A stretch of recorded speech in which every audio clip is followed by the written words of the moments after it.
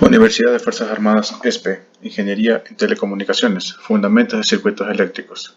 Saludos cordiales a los señores docentes, coordinadores y compañeros estudiantes. El día de hoy se va a presentar la guía de laboratorio número 8 realizada por el grupo número 6, pertenecientes con los integrantes Gerson Chamba y Yardel Macas.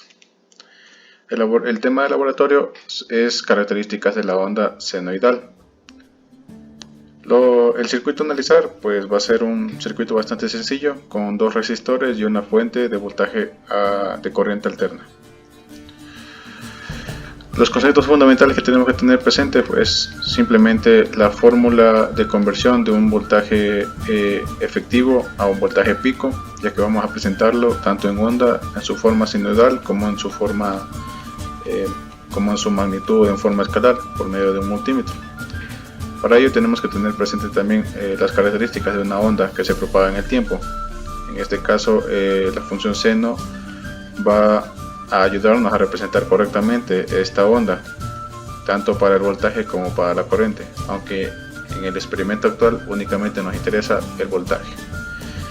Entonces tenemos que tener presente lo que es una amplitud, lo que es una cresta, un valle, un periodo y cosas básicas de esa índole. La construcción y medición del circuito de acuerdo al esquema pues nos quedaría de esta manera: dos resistores en serie con una fuente de corriente alterna de 20 voltios, voltaje pico, a la cual vamos a estudiar cómo se está comportando en el tiempo. Esto no se puede hacer si no es con la ayuda de un osciloscopio, el cual nos permite ver de manera gráfica cómo el voltaje se va moviendo a través del tiempo por medio de la función que lo describe.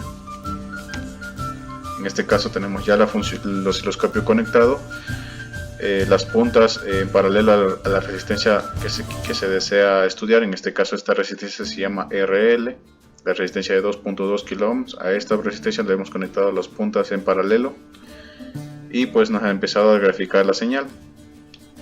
También hay que tomar en cuenta los parámetros que estamos tomando, ya que también son parte de los incisos que hay que desarrollar dentro de la guía. Por ejemplo, las unidades que estoy utilizando para la dimensión de volts de voltios por división lo tengo en 3, que significa que mi amplitud se va a mostrar dentro de 3 cuadros dentro de la gráfica.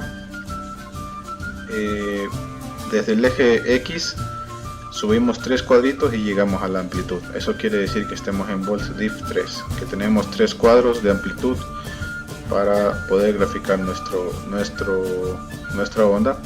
Si quisiera aumentar o disminuir el tamaño de mi onda sin afectar la magnitud, pues podemos hacerlo, ya que únicamente esto lo que hace es cambiarme la escala. En este caso la escala que estamos usando es una adecuada de 3 cuadros por división para graficar la amplitud. También dentro de estos utensilios también tenemos la parte que dice time por diff. Este cambio controla los cuadros que se mueven de manera horizontal, cuánto dura un periodo. En este caso pues un periodo está durando alrededor de 0,1 metro. Más o menos son como entre 3 y 5 cuadros. Estas preguntas han sido respondidas de acuerdo al análisis que se hizo dentro del laboratorio. En nuestro caso, pues la amplitud pues subió 3 cuadros. Nuestro periodo, pues el periodo, recuerden que es cuando la onda completa un ciclo, duró alrededor de 4 cuadros.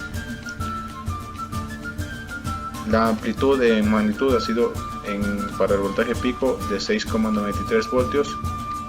Y para el voltaje RMS de 4,85 voltios, tal y como se muestra en la gráfica. Perdón, para el multímetro es 4,81 y para el osciloscopio fue 4,85.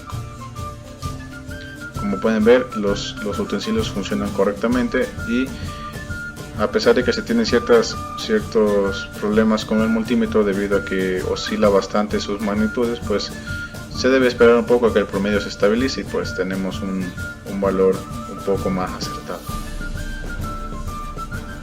Conclusiones.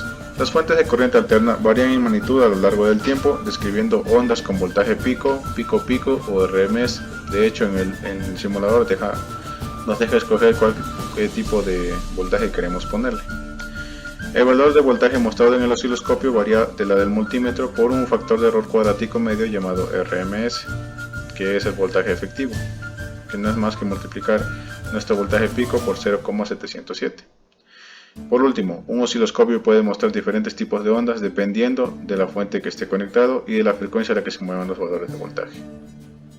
Esto quiere decir que podemos tener diferentes formas de onda aparte de la senoidal, aunque en el caso de este curso pues es la única que se estudia, y que nosotros podemos tener más ondas en menos tiempo si es que aumentamos la frecuencia, por ejemplo, o si modificamos las escalas a las cuales está sometido nuestro laboratorio virtual, por ejemplo cambiando las divisiones para el voltaje o las divisiones para el tiempo.